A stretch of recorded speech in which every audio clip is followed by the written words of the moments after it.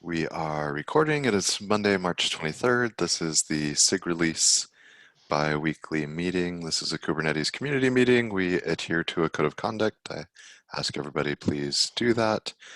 The meeting's being recorded. We'll upload it to YouTube after the meeting for the world to see.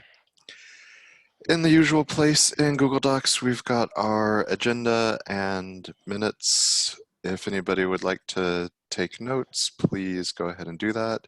Anybody else, drop your name in the attendance list there. So I guess I'll go through our normal agenda and start out by seeing, is there anybody new on the call today? I'm not sure. I don't know if who. I'm new, but I've been probably lingering the last couple meetings. Yeah, introduce yourself. Sure. I'm Joseph Sandoval. I'm with Adobe. And so I've been with Kubernetes for on and off quite a while, probably in a lot of different other roles. And a good friend of mine, Lockie Evenson, we used to work together. So he kind of told me, hey, SIG releases where all the fun's at. And he's like, if you want to have fun, get in there. So that's why I'm here. Awesome, welcome. And I'm not sure, Dan, on the call, if that's one of the Dans we know or a new different Dan. Yeah, it's one of the Dans, you know. There's a face. Okay. Yeah, then probably everybody else. I mean, anybody else is welcome to, but I think everybody else names I'm seeing looking relatively familiar. So welcome everybody. Next up, let's go ahead and hand over to Taylor. So one of the things that SIG release is responsible for is the overall release process, and every quarter that relates to getting a new release team ramped up. This quarter, we perhaps have a little bit different world that we're living in. So we've got some new and different things perhaps to decide. So Taylor, do you want to introduce yourself and tell us anything about 119, what you're thinking so far? Absolutely. So howdy everyone. For those of you that haven't seen me around on Zoom, my name is Taylor Dolezal.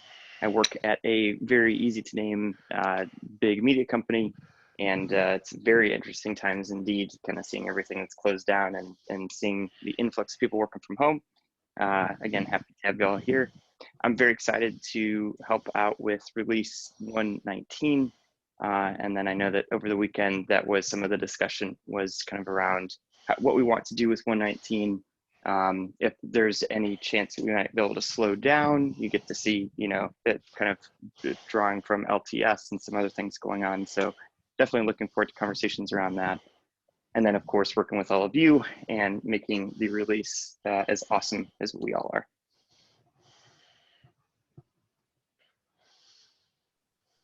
So we've had a few conversations just sort of on Slack informally over the last couple of weeks where folks have been thinking, you know, there's a lot going on in all of our lives. Our work is disrupted. Our lives are disrupted right now. This is likely to impact community activity. I think you do already see signs in some places of velocity slowing down in terms of submissions and reviews and things like that. And that's something that we need to think about as we start a new cycle and as we're doing planning, to be pragmatic. Typically in fourth quarter of the calendar year, we have a lot of holidays and there's a KubeCon usually and things like that. So we already have a precedent for saying a release is maybe going to be a little bit compressed on time or compressed on content, and reminding folks to think about that from the beginning instead of aspiring to do a whole bunch in that quarter. So this quarter may be one where we want to send that message to folks just to be pragmatic and think about what they can realistically accomplish versus other demands on their time, and to encourage people to stay healthy and not mentally overcommit right now. On the upside though, nobody's going to a conference.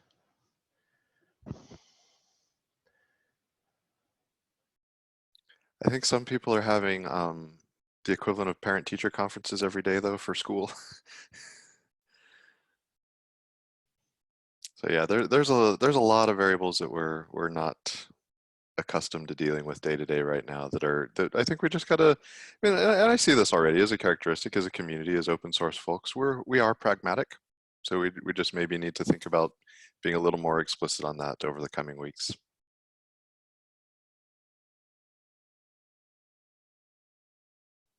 Anything else you want to mention, Taylor? Are you, with respect to starting collecting names and volunteers for the lease team, things like that? Yes, so I think that we're opening that up in terms of volunteers for leads for this next cycle and those selections overall. I know that GitHub issue is open. I think we have 2 issues tracking 190, if I'm not mistaken. It might be more that I missed, but so far so good right now. And then yeah, keep my eye on all of the notifications yet to come. Can you drop links to any of those GitHub issues into the minutes? Absolutely. Yeah, I'll grab those and I'll plop those in here shortly. Perfect. Anything anybody else wants to mention or talk about for the coming cycle 119? Thoughts?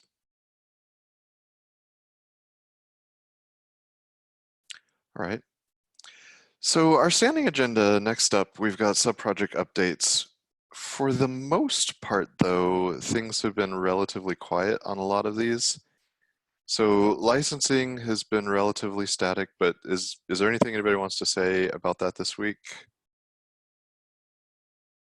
Don't know that we have anybody on to speak about that. All right, release engineering. We have a separate meeting bi-weekly for release engineering, but things are continuing to move along on that front. Is there anything for the broader attendance today that anybody wants to mention about code changes in flight planned as we start the new cycle? Yeah, hey. So we discussed more or less the idea of, so actually currently for the release branch management side of things, we currently cut the release branch very early in the cycle. And then we fast forward or merge the latest master changes into that branch. And the idea was for the next release to turn it around and cut the release branch very, very late, maybe just right before the first release candidate, and then adapt our tooling to actually be able to have a more smooth release branch management process behind it. So what do you think about that?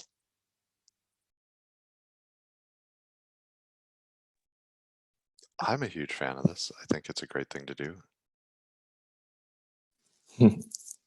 Cool. So I guess just so for others on the call, my thinking on this is that right now we peel off a branch that will eventually get patches cherry picked to it for support.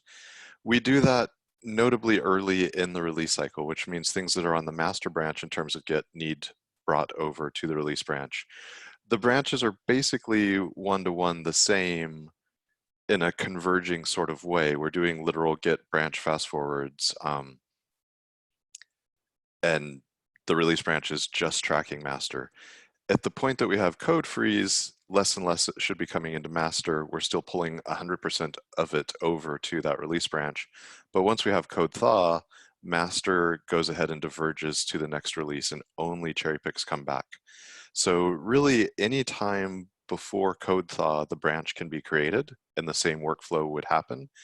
But the timing of it means that there's less of those fast forwards that need to happen.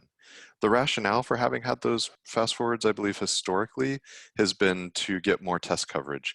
In the face of a lot of flaky tests, having the same test run on the master branch and again on the release branch means that we get 2 sources of signal and we can see if it's passing. Think of it as like a statistical sampling of pass in the face of a. Yeah.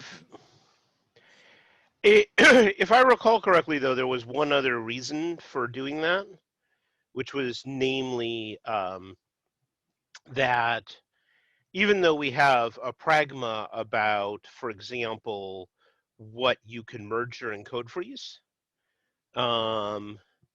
we don't, or at least we didn't have a way to actually enforce that if an owner decided they wanted to merge something anyway. And so having branched off before code freeze was a way to ensure that we didn't accidentally have a change that was basically a new feature hitting the release branch in the middle of code freeze. So I don't know if the state of Prow is today that we really can prevent. Because like, I mean, like I remember the most dramatic one, it wasn't even like somebody deliberately not following the rules. It was literally an accident. Yeah, I So don't think have the best of automation in that. And logically, you can imagine that it will always be lossy. I believe I'm trying to think, it was maybe almost 2 years ago. I vaguely remember something. I don't know if it was quite the accident state. No, it wasn't the accident state. There was something where it was deliberate. One SIG went ahead and because they were owners of the particular area, they went ahead and reviewed, approved, LGTM'd, something merged. They'd made the argument for why it should go into the release branch, and it did. But ahead of that, there wasn't enough broader discussion or realization of the impacts or side effects, the dependencies that came with that change, and it broke somebody else. yeah. So But the I recall another case where we had, particularly we had a founder who had been on again, off again, reviewing stuff, and he was just not paying attention to where we were in the release cycle. yep. So And so he this merged something idea that wasn't a dramatic change, but it broke a lot of tests. of extra eyes on the code would require that for every patch that's coming from master to the branch or ahead of doing the fast forward action, that somebody who's sufficiently qualified to review the breadth of everything in KK looks again at the things that have already been approved by the subject matter expert, reaffirms that they look reasonable, and brings them over. That's a pretty fancy level of skill to have anywhere in this project, much less on the release team. We try to do that, but I think that as a safety net, it's still not going to be perfect. So somehow pragmatically, we need to try and balance Yeah. that. Well, and the other thing was when we originally created, started branching earlier, creating cherry picks was a lot more labor intensive and required, more or less required a member of the release team or somebody who was a root level owner to do it. So that, which I don't think is true anymore. So as a result, you know, effectively the restriction on who could create cherry picks ended up being a safety valve for this kind of accident. And also just doing it for some period ahead of the release is useful because you sort of have some muscle memory on these things that are semi-manual processes. If the first time we go to use the cherry pick process or do a fast forward is the day before we're making a release and we discover there's something broken somewhere in there and nobody's run that script in 3 months, that too is a problem. So some of these things that you're going to be doing regularly that are going to be critical to the ongoing maintenance of the release shouldn't happen just at the last moment either. Well, when are we talking about doing it? Are we talking about doing it on the day of code freeze, somewhere in the middle of code freeze, on code thaw day?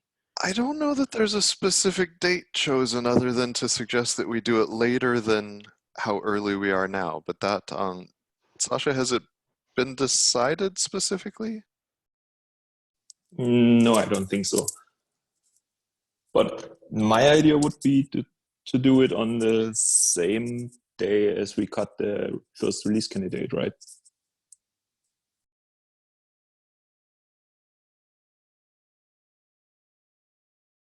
So that's generally, first release candidate is generally the day before code thaw, isn't it? Yeah, I Around that, think right? so. This time around, I think it was the day after Kota, or actually during Kota.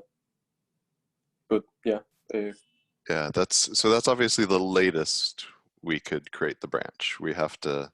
I'd be a little nervous about doing that late as policy because on some of the cycles, like when we have a short release cycle, like a 10-week release cycle, there's often only 3 to 4 working days between code thaw and final release. And as much as we have things set up now in an automated fashion to get CI running on the new branch, we do have hiccups in that area as well. I just looking at the calendar for when what happened in the 118 release, I feel like starting the branch somewhere around code freeze probably is reasonably pragmatic in between. Kota I definitely would personally worry is too late. I'd want to back up a number of days behind that, and freeze is roughly a week and a half, 2 weeks before thaw at this point. Also, another detail that I might have possibly missed out in the conversation, but besides practice, to make sure that things are gonna run. Besides practicing, the use of the tools are used for fast forwarding and keeping the release branch. There is also the factor of running the latest release jobs in CI. So also the sooner we can cut the release branch, the sooner we can see if the tests are going to be working, if things are going to be reliable for the release and all that. Which will also be nice to have the signal during code freeze or before code freeze. We get upgrade signal from SIG cluster lifecycle, for example, as they go from prior branches to master branch in their testing, and that should be equivalent, but knowing for sure that things change when you have different branch names and different tags and things like that. Bugs are possible. So getting some of that signal and not deferring it till the absolute last moment is beneficial.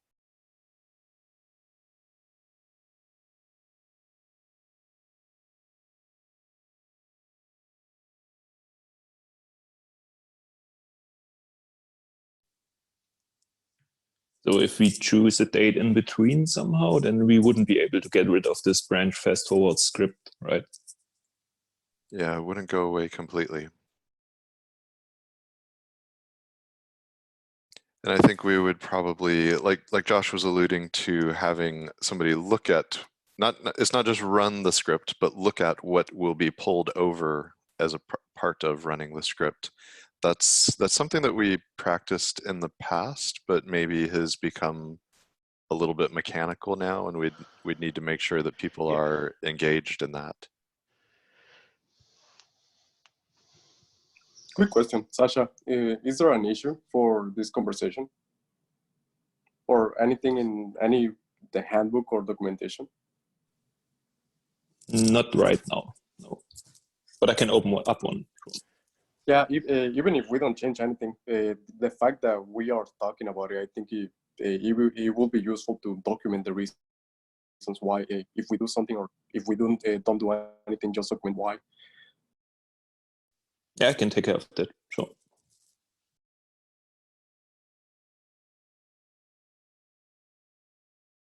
We've got some of this conversation captured minutes also, and it'll be recorded in the video so we can try and get more of it written down, get a little more discussion around rationales for picking one date versus another.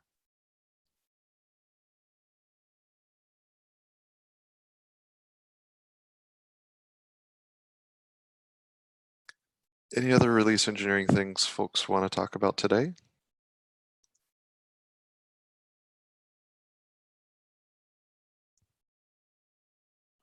All right, moving on, release team. Jorge, is there anything that you want to talk about in this forum versus the release meeting? And I guess Taylor's already talked about next release. So at least for the current release, I guess the TLDR is last week we closed with the potential idea of delaying the release to allow for a couple bug fixes to go into 118. Which also means that the cherry pick deadline was soft guideline this time around because we missed a couple issues in KK. But throughout the weekend, a ton of wonderful people actually kept working on things. And this morning, late last night for me in the US, I think we are back on track to release for tomorrow. And other than that, I guess things are running smoothly. Fantastic. Yeah, I've been watching test grid and watching the issue lists, and I guess I always am pleasantly surprised at this point. Part of my brain is like worry, risk management sort of mode, and things are looking reasonable. Yeah, it's nice to see. Yeah, I didn't want to push anyone to work on the weekend, but late last night when I was checking things, I was so damn happy. Not gonna lie. But yeah, other than that, hopefully tomorrow 118 is gonna go out. hopefully.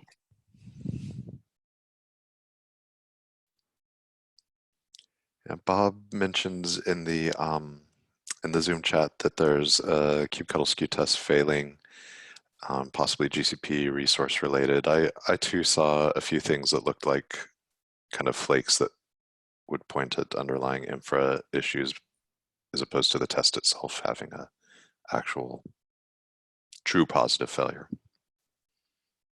Yeah. Also, I just checked in right now, and I think the last run was actually green.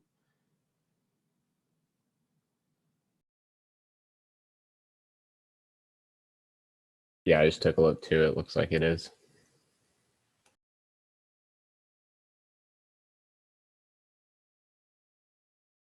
Yeah, so that's kind of the usually the theme of things in test grid. It's Conway's game of life. You got reds and greens seemingly exhibiting emergent behavior. I gotta say, I do love the eventual consistency of test grid. It all gets to green. It's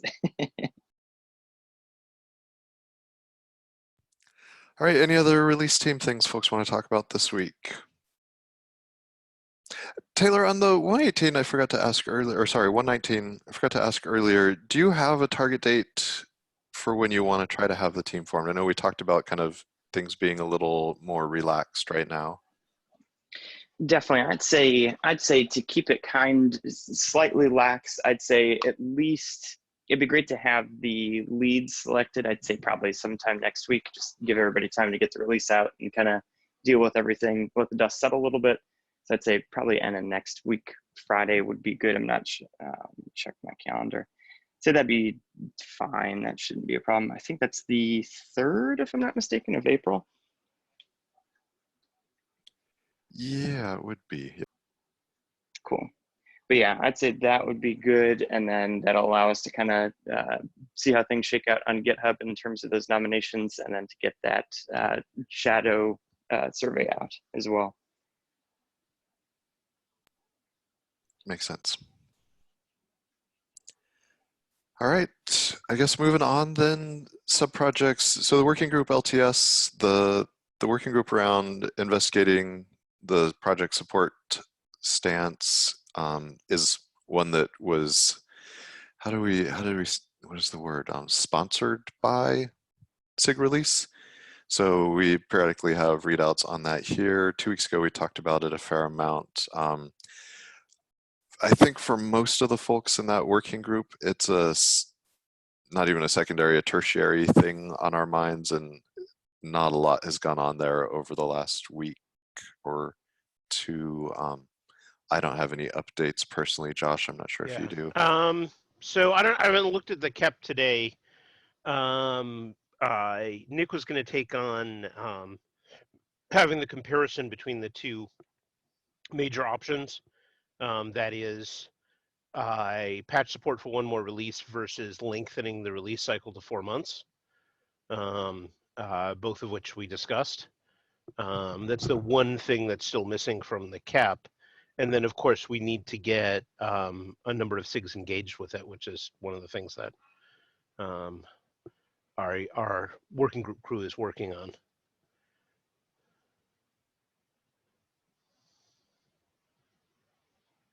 Yeah, so I guess for anybody else there, the link to the KEP is in the minutes, and there's been a fair amount of discussion there. All the working group stuff is online on YouTube, past discussions and meeting minutes and notes, and how we got to the current place for a proposal.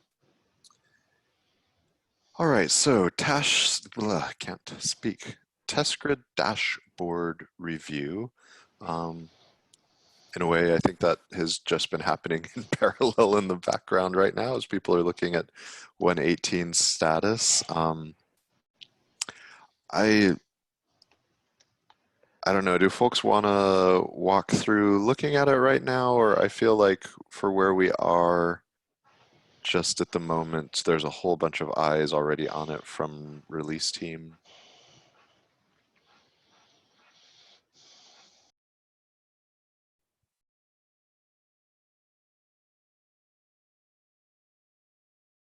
Anybody really want to walk through test grid today and see what the status is?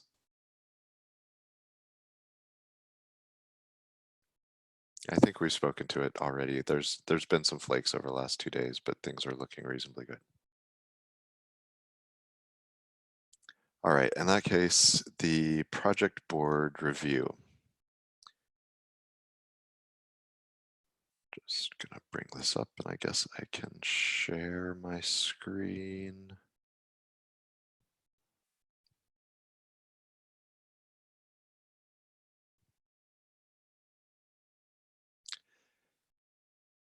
Can folks see that?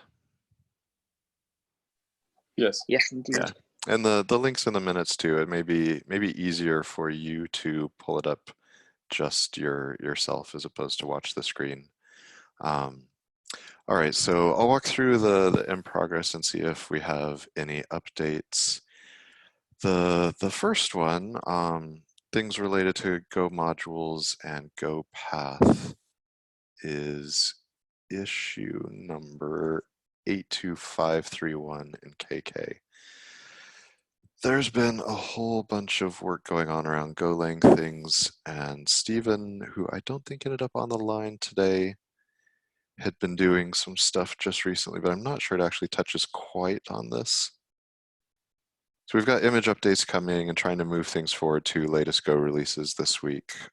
Not really reflected in the status specifically here and not entirely related to this, but I'll touch base afterwards with folks on that, I guess, and see if there's any updated status. So Jorge and Taylor, the next one, 116 release retrospective items. I feel like every issue tracker, you end up with these sort of things that live forever. This actually includes 115 action items and 116, and I think the 117 ones are somewhere else. We're about to have our retrospective for 118, but these tickets tend to, as umbrellas, live forever. Anybody have thoughts on a way to close out some of this stuff? The plan that I had is that I assigned myself and Bob and Taylor to this one a little bit late in the release cycle. Things started to pick up really fast, and other things have a little bit higher priority just to make sure that the current release is going all right with the current plan that I had. And by any means, if anyone is interested in this, please join. Please join in. This is not a this is yeah, as inclusive as it gets, but the plan that I have was to actually start going through this one this week and try to polish out the things that have been done, the things that have been done differently, and just resurface all the issues that all the things that are yet to be done, yet to be discussed. And the same for the 117 retrospective items, which is in another issue.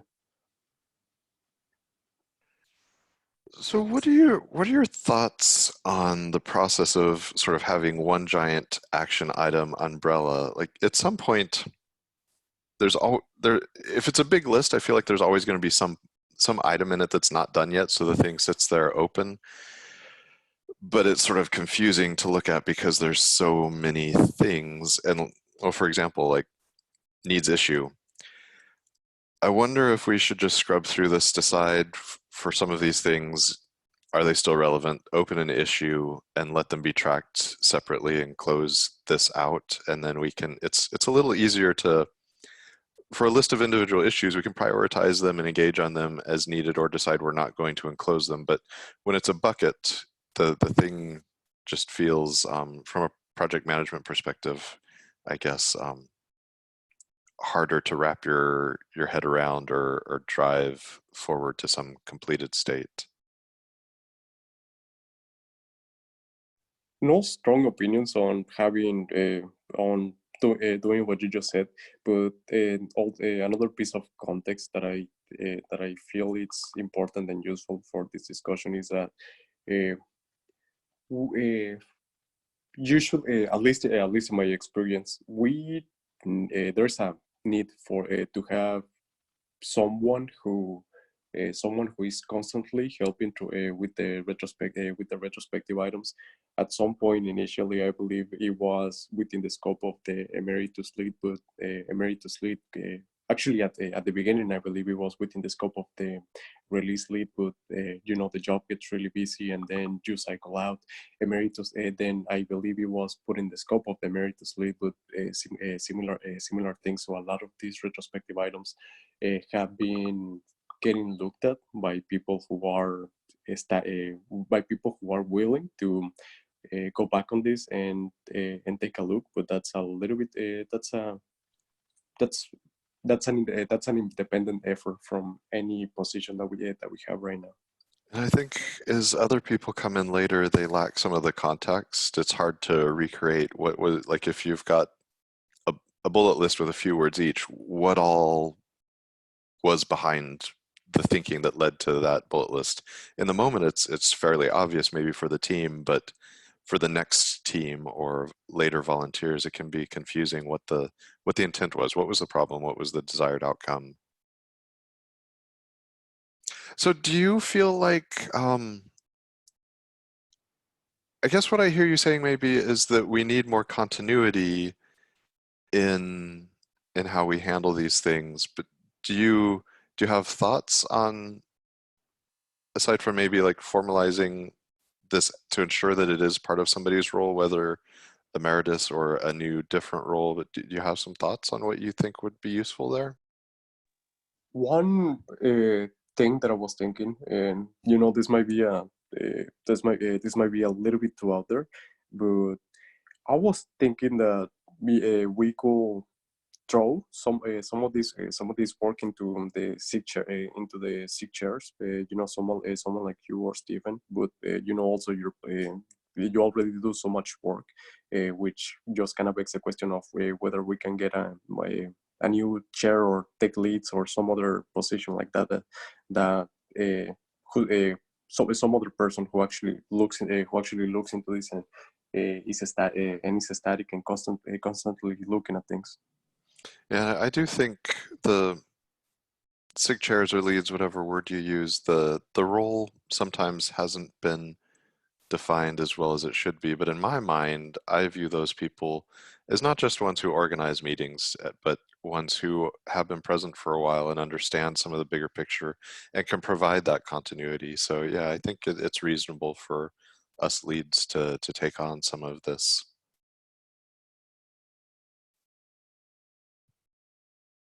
Well, we can iterate over the coming cycle, and as we get our emeritus lead chosen for for 119 too, we can have some more discussions about how we push forward on that. All right. Well, I guess there's aside from that kind of meta discussion, we can keep pushing along 116's action items. Kind jobs as PR and release blocking. I've got too many tabs going now for the size of my screen. So I feel like 2 weeks ago we said we thought this was close to being able to be marked as done. Lubomir, do you know anything that's missing on this at this point? Can you please show the OP again? Sorry, this is Cubadium issue 1599. A question for the present release team and the SIG release in general is whether you guys want the kinder jobs to be release blocking at this point. They are currently release informing.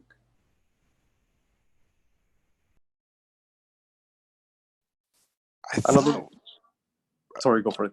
I was going to say, I thought we decided yes. Yeah, I was also going to say the last I remember we spoke about this was, if not last release, 2 releases ago. And I believe the reason that we moved kinder to informing was because it was flaky at the time.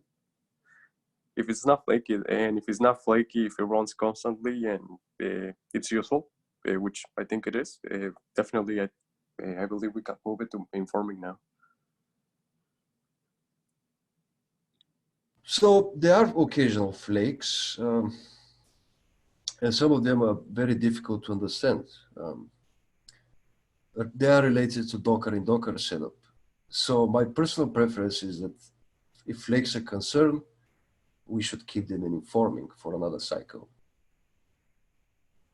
How frequent are the flakes? I mean, you can check the signal. Basically, I can give you a concrete example. When you do a Docker copy inside a container, it occasionally decides to fail, and we have no means to currently debug this. We don't know why it's failing. So it's not so occasional. But Tim, can you please open like one of the upgrade jobs, for instance?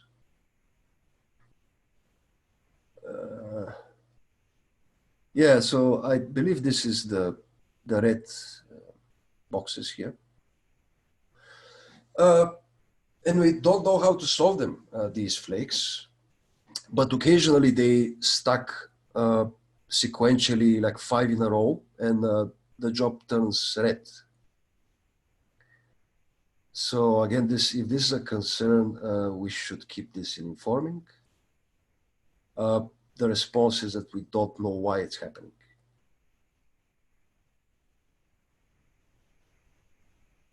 Yeah, I guess this is a good example. I don't know why it decides to fail 4 times in a row. Maybe it's related to the underlying GCE nodes.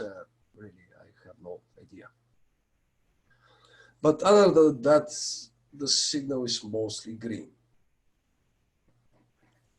It seems like it's as mostly green or confusingly flaky as any of the other infrastructure providers. I mean, I would prefer us to be confidently moving towards determinism in healthy tests, but given where we are, this doesn't feel worse than our current state of the art. And I do feel like it's useful signal. Yeah, again, the vote is on SIG release. If you think that you want this in release blocking, the Kubernetes maintainers are going to support them as a release blocking. Couple of quick questions. Whenever the job fails because of something like you just said, something with Docker and Docker, does it always fail to bring up the rest? Does it always fail like in some particular stage or test? For example, the couple ones that we just scrolled over, I think it was rather, if the failures were like that one, I think it will be rather easy to figure out whether it was a flake due to that or an actual failure. So kinder jobs are broken into phases, and some of the phases require this Docker and Docker copy functionality that we're doing. And if one of the early phases, these are tasks. So if one of the early tasks fails, all the subsequent tasks are going to fail as well. The problem again is that we don't know why this Docker and Docker copy is happening. The bug is happening. It kind of ends up feeling like our other platform tests where cluster up failed and it's not downloading like something from, is it's trying to bring the cluster up, some artifact is not available. This is a pretty common meta symptom. Like all of your prerequisites somehow weren't satisfied and you couldn't get the thing running. And also at least from the CA signal perspective, I think the reason why I was asking it is, flakes happen. For the most part, they're always going to be present in some way or another. But from the CA signal perspective, I think it's really useful to just be able to say the job is failing, the infrastructure is failing, versus something in Kubernetes is actually broken, and that was at least my motivation for the question. The other thing that I wanted to ask, And I guess this might be like just random trivia, but how many from cluster lifecycle? How many people? If we need help, and you and Fabrizio are now around Lubomir, how many? Are there more people that we can ask for help? Pretty much nobody. It's only me and Fabrizio who understands how this infrastructure is set up. If, for instance, we have a case where both me and Fabrizio are on PTO, you basically don't have anybody else to take a look at the kind of jobs. And this is an organizational issue on our side. Fabrizio is a tech lead. I'm supposedly now a SIG chair. The problem we have here is that we haven't shared the knowledge that we have. And it's not only a case about booking a meeting and starting to explain how this works. There's also the problem where people don't have the interest to understand and debug potential problems. So again, this is difficult. It's like trying to find somebody to work on a good first issue / help wanted ticket. Some people just might not have the interest for this. This is our problem. If you take this as an issue with the release blocking topic that we are discussing, I'm fine to delay because of that. Because it's a major problem. Not enough people understanding the signal.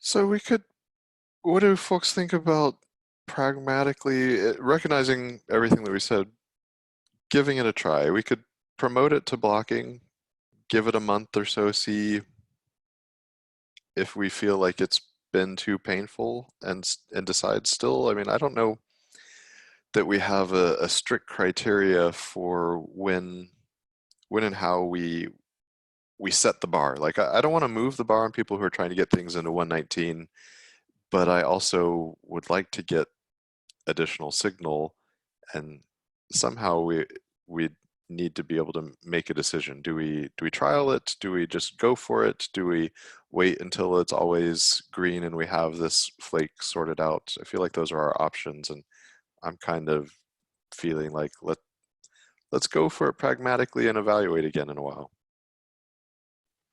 Another that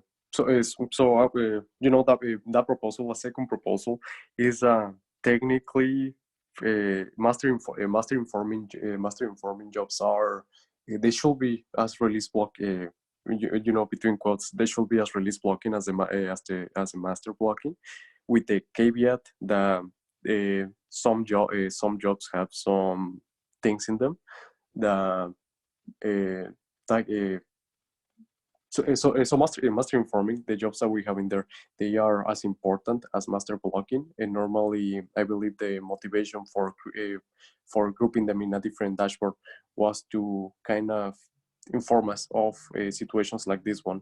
So, for example, with Kinder, every now and then we might get some flakes with Docker in Docker that are just tough to handle.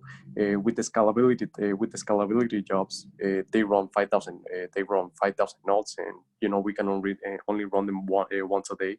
It doesn't really mean for the most part, I don't think it should mean that we don't look at them and we don't take them into consideration, but it's more having them in master informing. I guess it could be another way of saying this might fail, and if it fails, let's make the decision of whether it is master blocking in the strict sense, or whether it's something related to the job. And for now, we can say let's move forward.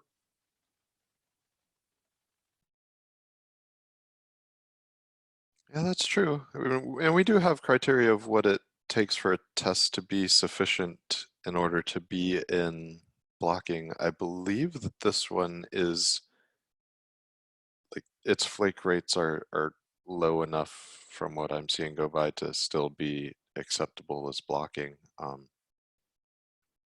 Yeah, definitely. But like you say, I mean, recognizing where it is, CI signal does treat informing as real, that it's not just ignoring. It's not the ignoring board, it's still informing, but with some caveats. Yeah, yeah. The other thing, as you mentioned, and I was just checking up on this. Technically, by the blocking criteria that we have on the README on the SIG release repo, I think kind of will actually fit in. Yeah, this flake rate, while noticeable scrolling back through time, it's not massive.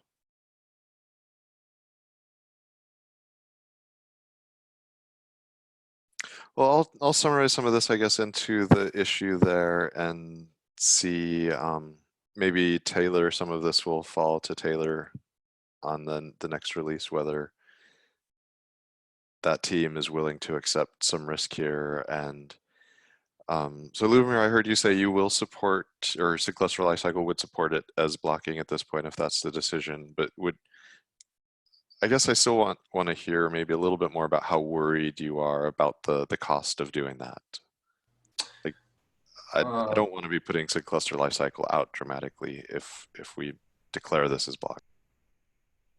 I guess I have a question then. What is the difference between the release team informing us about a failure in a blocking job versus an informing job?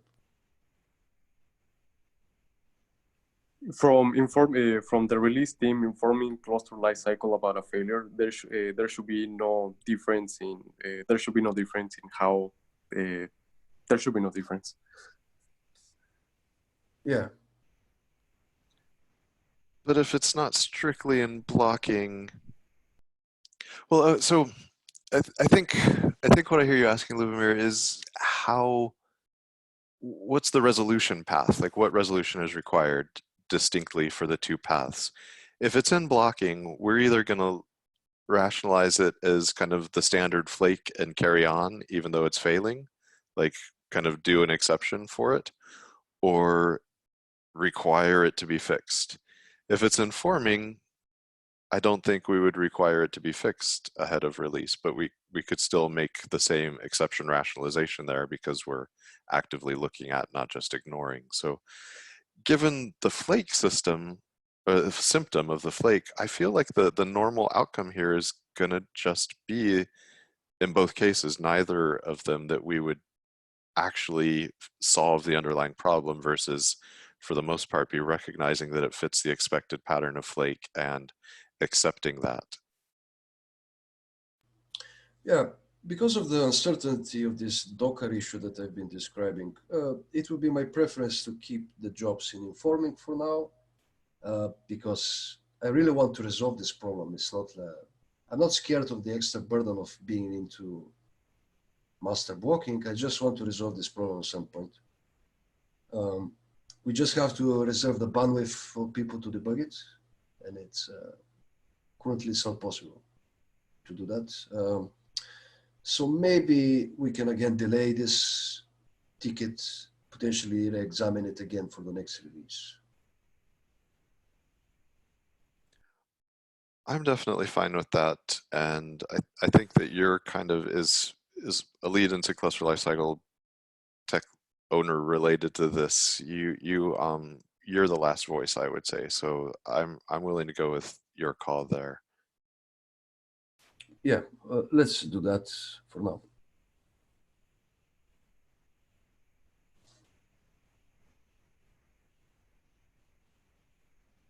Okay, I will summarize that into the ticket.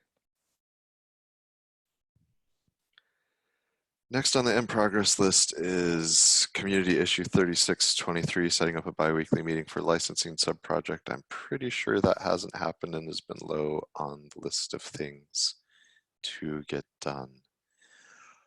Kubernetes ticket 7249, updating images. This one we could use Steven for. He's been doing a variety of image updates, and I'm not sure which relate entirely to which, but I do think we have I've not seen stuff specifically around distroless static going by, but I think we have kind of a backlog, and this probably falls into release engineering, but the broader topic of image management, image curation is something that we have a bit of a gap on, I feel like. So this might be something to talk about next week. I'll see about adding that to the agenda for next week. Put myself a quick note here. Wait, next week or 2 weeks from now? Release engineering would be next week.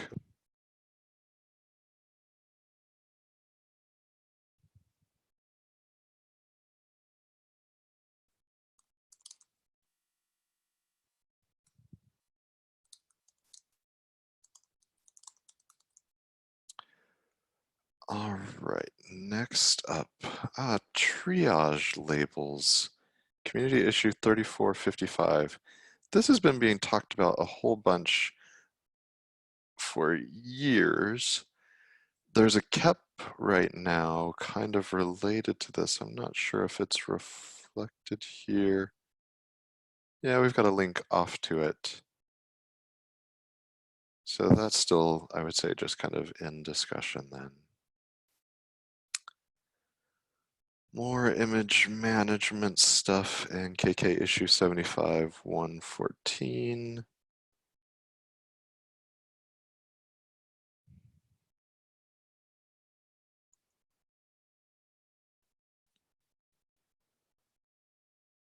The CI signal subproject. I feel like we should be able to say that's off the ground at this point.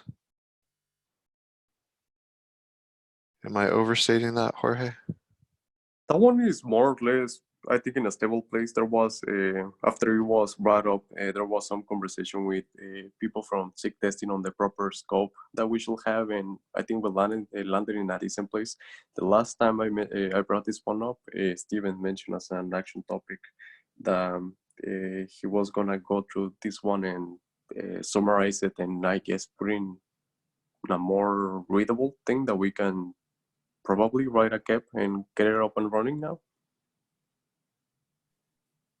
Yeah, in my mind, it overlaps a little bit with the KEP on triage labels, but I guess that kind of comes down to who is doing what. Is it the KEP I view as something broad for the project, but a CI signal sub-project relates a little more to the release team still. Like this is something that is spreading out from a role within the release team. So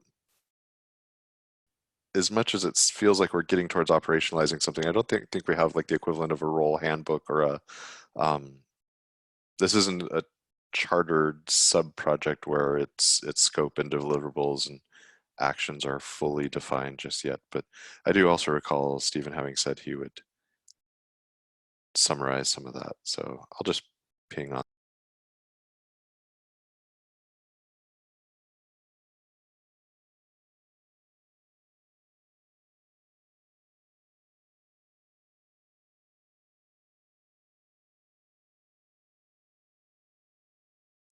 So sub-projects have to be owned by, to my knowledge, a single SIG at this point. It feels to me like should be the responsibility of SIG testing to own this sub-project. Just as actually that was a kind of a thing that was brought up in the discussion. The TLDR is a SIG testing, specifically in their charter. They mentioned that they don't maintain any end-to-end test jobs. They maintain the tools for running them, but actually keeping them keeping them up and running is more of a job of the individual SIGs. So then the proposal for narrowing the scope for the CI Signals project was to just have CI Signals project essentially do exactly what it does right now within the release team. So just focus on being the glue between SIGs, collaborating with other SIGs, and if you see that something is red, try to tackle it, but by no means take ownership of the test themselves. In my mind, I view SIG testing as not SIG testing, but SIG test infrastructure. And the charter there, I feel like it explicitly steps away from the types of things that the CI signal subproject would do. And it is something that maybe is a little closer to SIG release's charter because SIG release is chartered with the actual delivery, and to do that we become gated by quality but it's a cross-project thing. Like I could argue that like, is this a steering committee or SIG architecture subproject? Like everybody needs to pay attention to it, but those 2 points tend to push down to other specific SIGs typically. So I feel like we're as rational a place as anywhere.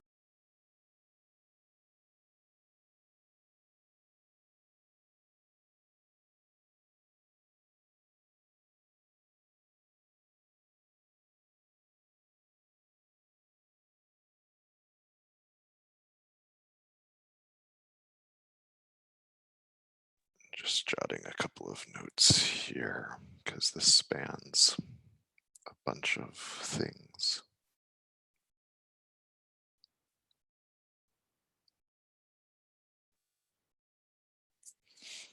Okay, so next up in our in progress list is the kept around from LTS. We've discussed that already today. We've got another one around issue triage workflow, another 3. We've got a whole cluster of things around that same topic, and I think they're all more or less in the same place. Again, sort of individual point actions and umbrella tickets. So those are, I think, all effectively the same status. And then the last one, this would also be another one useful for Stephen if he were present. Last one is K release issue 1139, and that's Go version related stuff again as well. Every couple of months or twice a year, we go through a major iteration of trying to move to a new version of Go across our various release branches, and we don't have, like, this issue has been around for a long time. Oh, we do have a last week update from Stephen, but is a whole bunch of stuff has gone by. Yeah, I don't know that this issue is quite up to date as the activity from the last 3 or 4 days, but progress is being made on that, and it needs, at the end, it needs rolled up into more of a document on how we choose to curate our Go versions and when. I'll ping on this one again for some update from Stephen. And we're at time. It's 9 o'clock. That's what we have in progress on the boards. Not a whole lot to update there. A few good conversations, hopefully recorded for the record and eventual decision log. Thanks for joining, everyone. Have a good day. Stay safe out there. Thanks, everyone. Happy Monday.